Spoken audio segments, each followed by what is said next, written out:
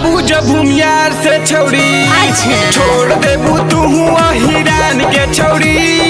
एक बार डल बैबू जब भूमियार से छौड़ी, एक बार डल बैबू जब भूमियार से छौड़ी। बात को समझा करो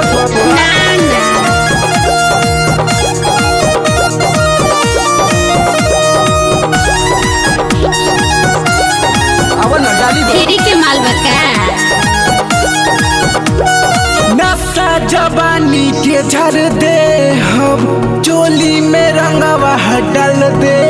जो जो सोना के चिड़िया बोल दे हम डाल दे हम पूरा ले भितरी तो हम का करी।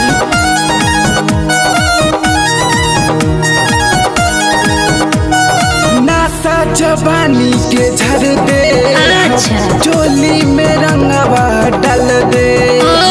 चुम्मा तोहरा ले ले डाल दे पूरा ले भितरी। छोटा का पिचकारी से अब काम न चली, छोटा का पिचकारी से अब काम न चली। एक बडल बैबू जब भूमियार से छौड़ी छोड़ देबू तू हिरान के छौड़ी।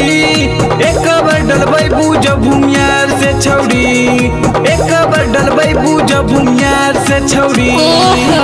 गाँव में कितना बा भूमियार में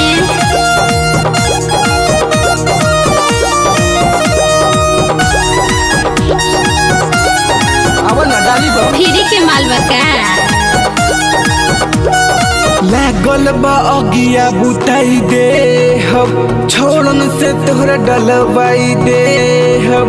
जीबी सनबलेस के दे बूता मोनू शंकर से डलवाई दे हम। तो हम का करी।